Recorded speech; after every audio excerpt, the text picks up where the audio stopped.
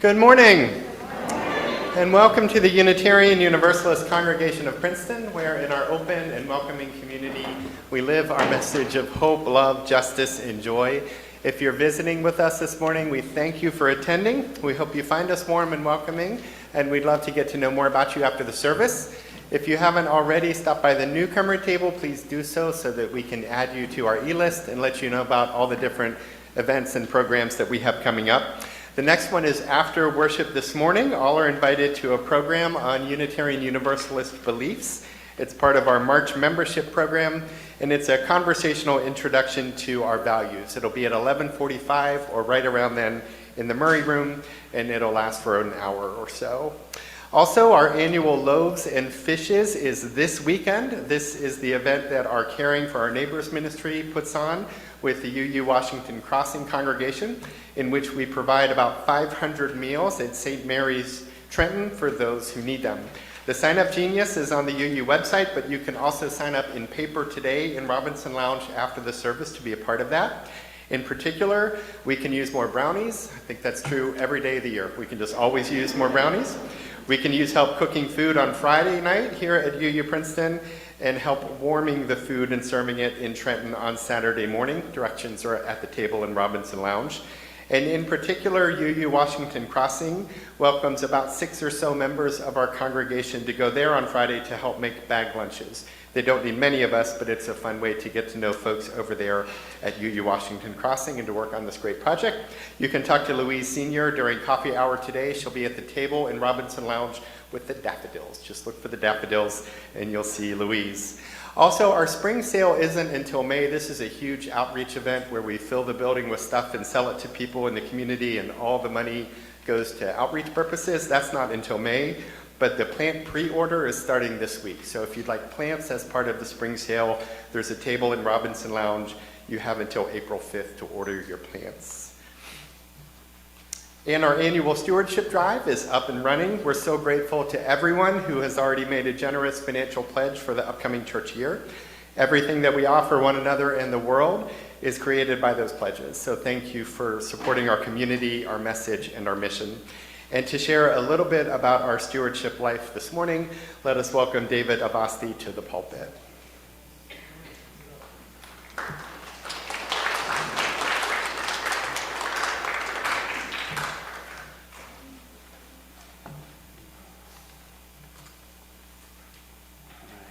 Good morning, everybody, and thank you for the opportunity to be here, and thanks for giving me the opportunity to talk to our congregation. So, the other day, I was talking to my 6-year-old daughter. Many of you may know her, Elise, sitting in the front row, and I asked her why she thinks we come to UU. She paused thoughtfully, then said, to remember people who have died and to learn from them. Her answer surprised me in a beautiful way, because without knowing it, she named the very reason I found my way back here. A few years ago, a close friend and colleague lost his daughter at a young age. Her name was Kelsey. Kelsey was full of life and joy. She was the kind of person who instinctively knew that the secret to happiness is found in serving others. Last week would have been her 12th birthday. Her funeral was held here, and stepping into this space again after a few years away felt like it needed to be more than just a visit. It felt like a sign that I needed to return. That moment and that tragedy brought me back. But today I want to share why I've stayed. I stay because of hope. Because in a world that often feels divided by beliefs, by backgrounds, by fear, this place reminds me of the kind of world I hope we build for future generations. A world where we don't shut people out because they look different, or think differently, or pray differently, but where we welcome them in. See, the thing is, we live in an age where we are more connected than ever before. We carry tiny computers in our pockets, and in an instant we can reach someone on the other side of the world. And yet, despite all of this connectivity, despite all of these tools meant to bring us together, people are feeling more alone than ever, arguably more divided than ever. In fact, Nearly 40% of Americans said they feel lonely. In some parts of the country, that number is even higher. More and more people find themselves isolated, yearning for something real, something that goes beyond likes and retweets and fleeting interactions. And that's why the work UU Princeton community does is critical to our future. Now, more than ever, we need spaces where we can show up as we are, without judgment, without pretense, just human beings together, sharing in something greater than ourselves. This congregation is more than a place of worship to me. It's a sanctuary, it's a refuge, it's a community. It's a place to celebrate, a place to laugh, a place to cry. At different times, it can be something different to each person here, but to all, it is a place of acceptance and welcoming. It's a light of hope for our collective future. And I want my child to grow up in a world where places like this don't just exist, they thrive. But the reality is that doesn't happen by accident. It happens because people like you and me, we step up. It happens because we make a choice to show up, we make a choice to support, and to invest in something bigger than ourselves. So today, I'm asking you to be a part of that choice, to help sustain this congregation, not just with your presence, but with your generosity during the stewardship campaign. Because every dollar you're able to give, every act of support isn't just about keeping the lights on. It's about making sure that this year and into the future, when someone is searching for belonging, when they're searching for meaning, they'll find UU Princeton. A place where they'll be seen, where they'll be heard, where they will be embraced. So let's make sure we contribute generously, because together we can build a better tomorrow, not just for us, but for those who come after us. Thank you.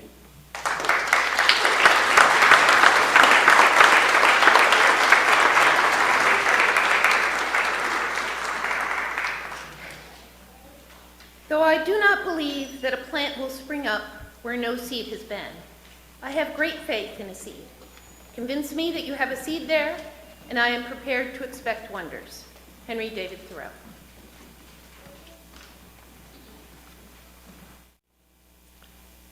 And let us join together in the spirit of prayer. Blessed be you who gathers us together in joy and love, who balances our solitude with company, who brings us to the fellowship of those who make us think and feel and breathe more easily.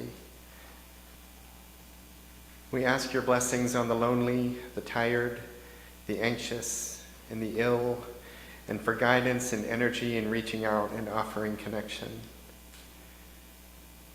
Make us ambassadors of goodwill, even that of momentary kindnesses offered in the rushed and unremarkable spaces of life. Make us mirrors of your grace and care. Make us patient. Make us good neighbors and good strangers, that those struggling will be uplifted and experience a moment of peace. We are grateful for the sun and the sky, for moon and stars, for bright, crisp mornings and later evenings where the light paints the sky anew each minute. Lift our faces toward its light and its warmth and its new and ancient beauty, and in this, kindle in us a sense of connection with all life, united under this one light. Let our hearts hear the music of nature so new and fresh and hopeful in the spring. Bring us into its peace that we may be more peaceful, and that we may reflect more of nature's grace than today's noise. Great Spirit of the ancestors and of those to come, you have gifted us with life, gifted us with one another, and gifted us a world of depth and beauty. May we always be grateful for these gifts. May we lift up praise for them. And may our mindful embrace of them make us better servants of your hope and goodness in the world that we're creating and sharing with one another. And here in the silence, we offer these, the prayers and meditations of our hearts.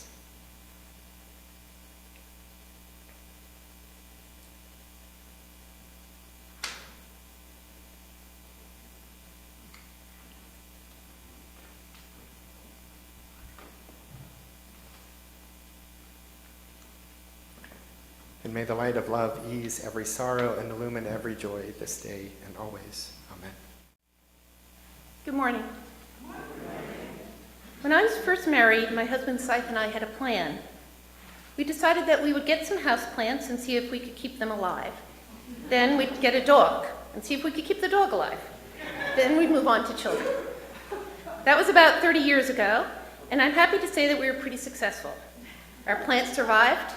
We raised a few dogs who died of natural causes. And we managed to bring up 2 wonderful sons who are now 25 and 27 and are sitting right here. Hi, Will and Ray. Our pact was partly a joke, but it was the path we took. We, of course, learned the hard way that raising houseplants is not nearly as difficult as raising dogs. And raising dogs is a mere fraction of the effort it takes to raise children. Nevertheless, I've often thought about the parallels between raising children and gardening as I've dug in my garden. I should confess here that I am not the most talented gardener. I've done pretty well with herbs and flowers, but my vegetables, unlike my children, have failed to thrive. They have shriveled up or been eaten by deer, and they've produced only minimal vegetables.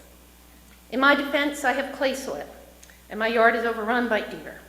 But my efforts to grow tomatoes and peppers and green beans have always left me sorely disappointed. I feel like Charlie Brown gearing up to kick that football Lucy holds for him, knowing full well he'll end up sprawled on the ground. Will that keep me from trying again this year? No, it will not. I will once again purchase tomato plants and other vegetables, and I'm already planning new tactics. I'm going to try putting tomato plants in pots and adding special tomato compost to my soil. I remain a cockeyed optimist when it comes to gardening. I will try to do what I can and then leave it up to the plants. You see, gardening, like raising children, is a lesson in letting go. You learn that your job is to do everything you can for both your children and your plants. You weed your garden, you provide water and compost to your plants, and you feed and nurture your children. You hope like hell that both your children and your plants will get enough sunshine, but you know it's not entirely up to you. And you realize that in the end, you have to leave the rest to the plants and to the kids. I'm grateful to our 2 children for teaching me that. Our first child was a quiet kid who loved cars and trucks and taking things apart and putting them back together. He was the kind of kid who climbed off our big king-size bed cautiously, 1 foot at a time. He was and is thoughtful and kind. And Scythe and I thought, this is the kind of child we were destined to have. Then our son Will came by, right behind Ray. He was louder and more boisterous. He loved music and dancing and art. When Will needed to get off that big bed, he put caution aside and dove headfirst. He was and is charming and adventurous. And we realized that Will was also the kind of kid we were destined to have. Now Will is an artist who graduated from art school a couple of years ago, and Ray is a mechanic at a marina who is studying to be an airplane mechanic. They are both uniquely themselves.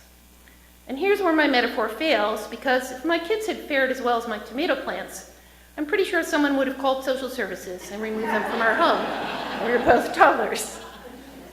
We've done our best to nurture and support our children, and to provide our wisdom whenever they'll let us. But in the end, it was Ray and Will's destiny that made them the people they've become. We parents plant the seeds and provide the garden and the water, but our kids grow up just the way they were meant to grow up. I'm happy to say that my kids have grown up into themselves. And in that way, they're just like my flowers and my herbs, but thankfully, not so much my tomatoes. Our first reading this morning is the poem Ode to Dirt by Sharon Olds. Dear Dirt, I am sorry I slighted you. I thought that you were only the background for the leading characters, the plants and animals and human animals. It's as if I had loved only the stars and not the sky, which gave them space in which to shine. Subtle, various, sensitive. You are the skin of our terrain. You're our democracy.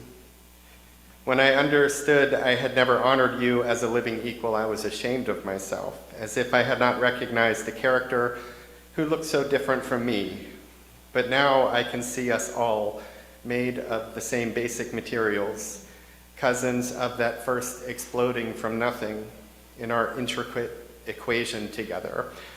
Oh, Dirt, help us find ways to serve your life, you who have brought us forth and fed us, and who at the end will take us in and rotate with us and wobble and orbit.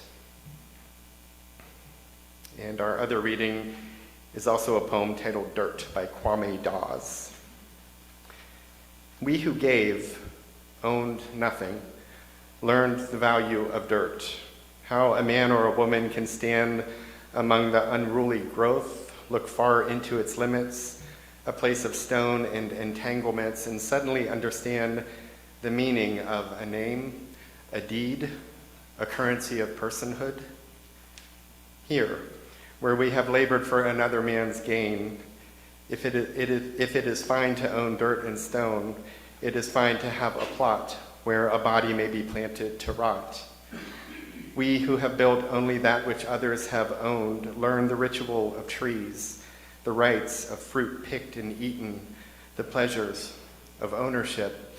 We who have fled with sword at our backs know the things they have stolen from us, and we will walk naked and filthy into the open field, knowing only that this piece of dirt, this expanse of nothing, is the earnest of our faith in the idea of tomorrow. We will sell our bones for a piece of dirt. We will build new tribes and plant new seeds and bury our bones in our dirt.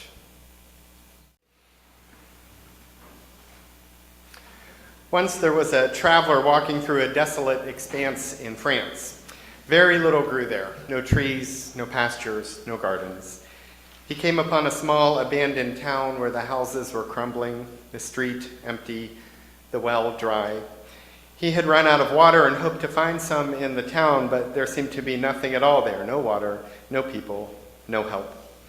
He was about to keep going when he saw what at first he thought was a tree off in the distance, but when taking a closer look, it turned out to be the town's only resident, a man standing tree-like distant on the horizon. The traveler approached him, and the townsmen took him in and fed him and gave him water and shelter and practiced the ancient hospitality that is commanded by ancient faiths. When you meet the stranger, you care for the stranger. Later that evening, the traveler observed the townmen sorting a big bag of acorns, picking out the ones that could be planted and could become trees and discarding the others. And the next day, the traveler watched the townsmen take a long iron rod and walked through this desolate landscape, driving the rod into the ground and dropping an acorn into each hole. The traveler asked the townsmen if the land belonged to him, and the man who planted trees said no. He asked if he knew whose land it was, and the man who planted trees said no. He asked the man who planted trees what he was doing, and the planter said that he had been doing this for 3 years. He goes out almost every day and plants something where there was nothing. Over that time, he had planted 100,000 trees, and about 20,000 of those 100,000 had sprouted. And of those, half would probably be eaten or succumb to disease, and the land would be left with 10,000 trees where previously nothing grew. That would be enough, though, to change the land. That was the man's faith. That 10,000 would become an abundance of growth. That dusty expanse that seemed to yield little growth was really capable of hosting an entire forest. It just needed someone to plant the seeds and to be patient. The man who planted trees offered that kind of faith and stewardship. Fans of French literature will recognize this story as the beginning of the tale, The Man Who Planted Trees, a very short story written by Jean Giono in 1953, not that long after World War II, which was not that long after World War I. It depicts the kind of desolation much of Europe knew in the immediate aftermaths of those wars, and pointed toward a way forward for those seeking to build or rebuild societies of plenty and peace. It's a parable pointing us toward spiritual lessons about hope and faith, about sustainability and generosity.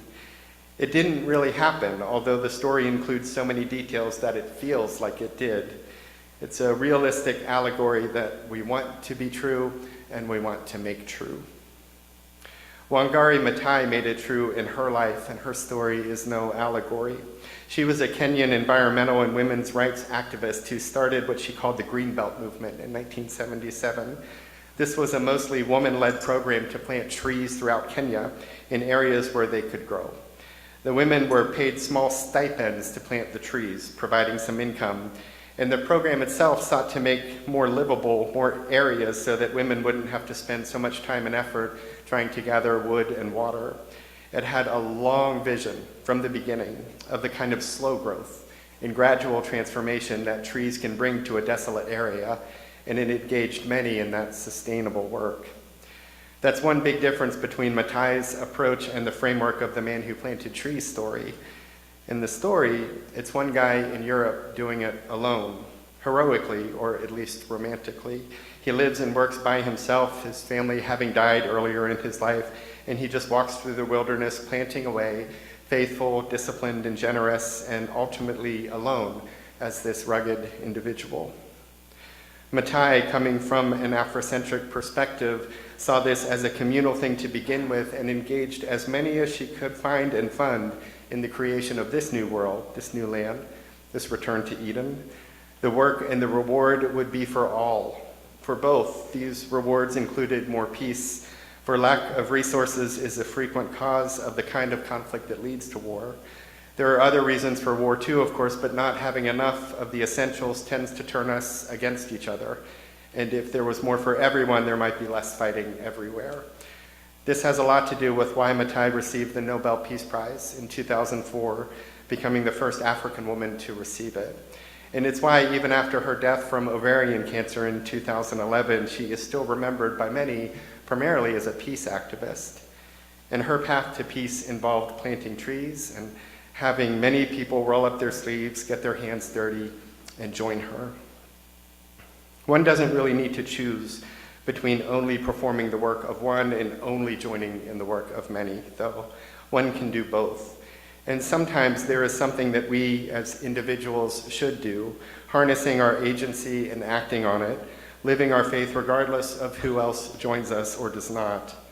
Life calls us to that kind of clarity and courage sometimes when we must act or speak lest we regret not acting or speaking. And we can also just find peace and wisdom sometimes in the solitary walk. There is value to moving solo sometimes, moving through the world at one's pace and pleasure, seeing and listening and feeling as one wishes.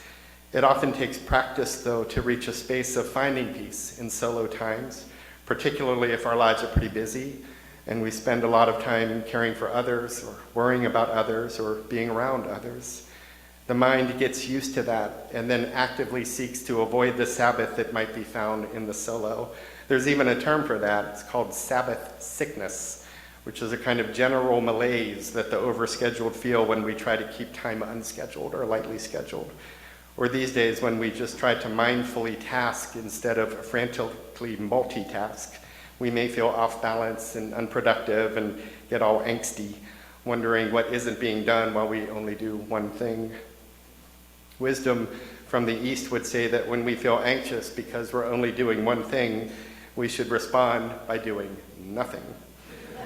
Or from the perspective of family systems theory, we should don't just do something, stand there. Instead, we add to our plate, which the Sabbath observers also say is the entire wrong thing to do. If we're anxious during Sabbath or doing one thing, we should just be anxious. Make friends with it, notice it, laugh with it, and let it go away, but don't feed it. Stay simple, stay solo, and keep walking, for nature's whisper sounds differently when we are alone than it does when we are with others.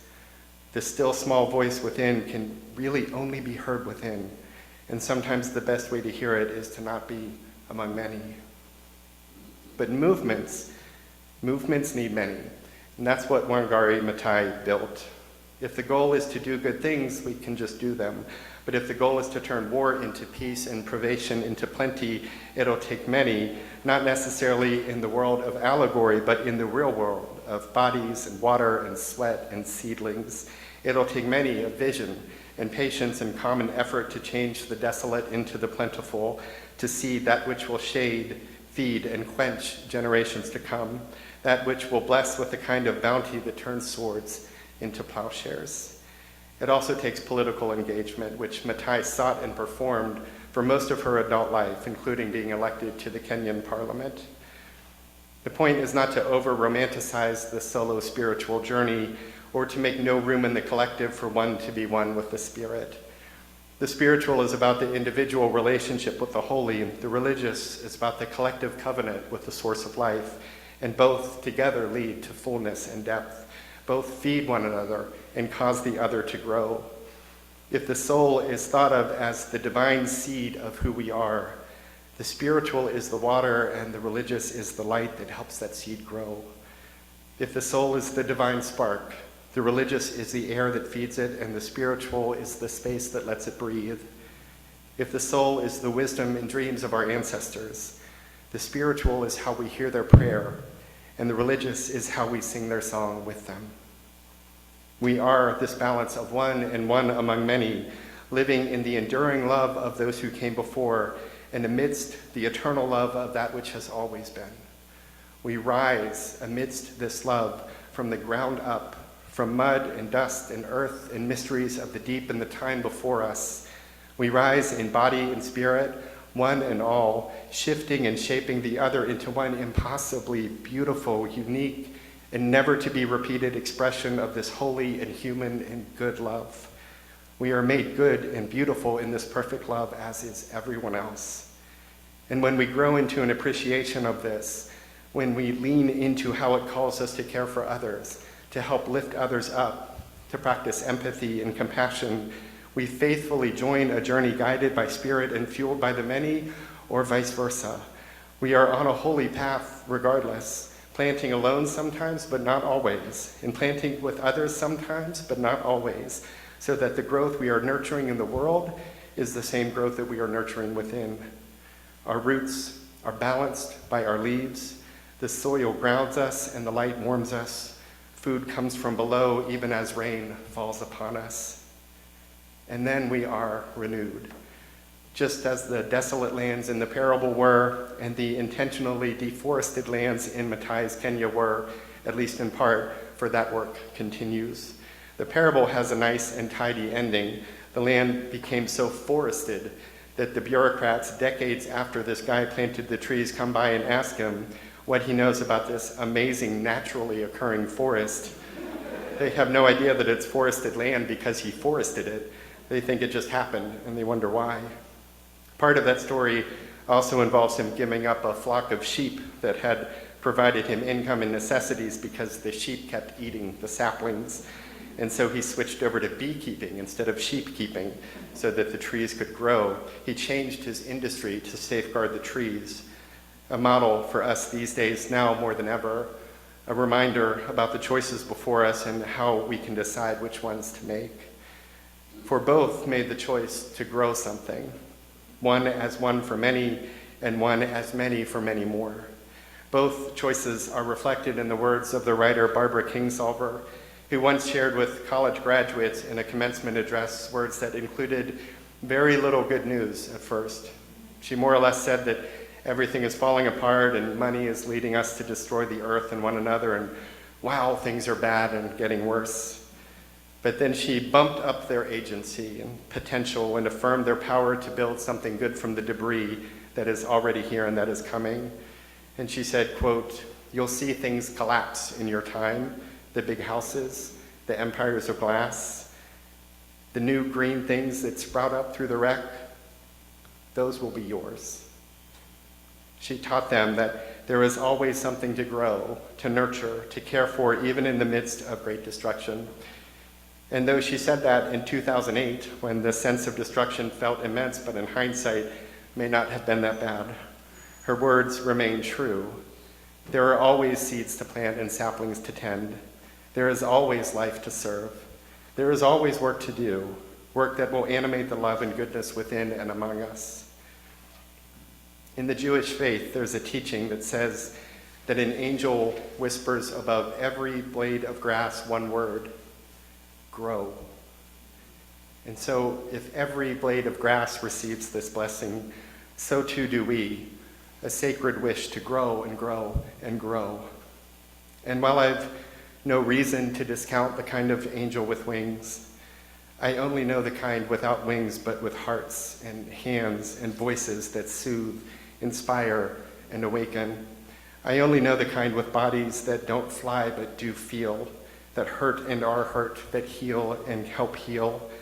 I only know the kind of angels that walk and crawl and roll on this earth.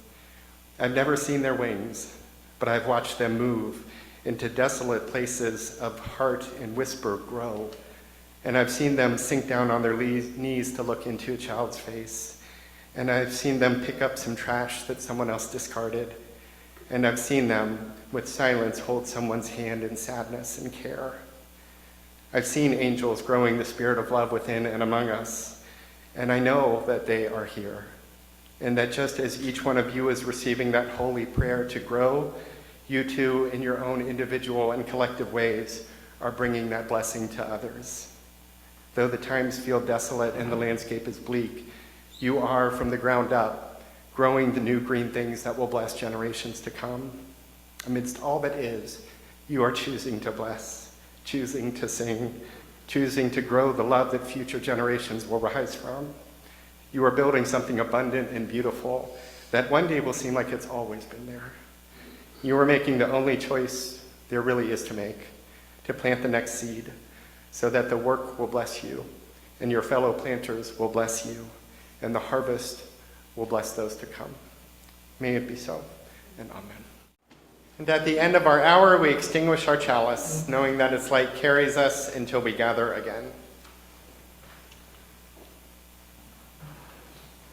Go forth grateful for the moments before you, the breath within you, the people among you, and the Spirit guiding you toward lives of love and kindness. And go forth knowing that you are held always and always with everyone else by that great love of no beginning and never ending. Go in peace, and amen.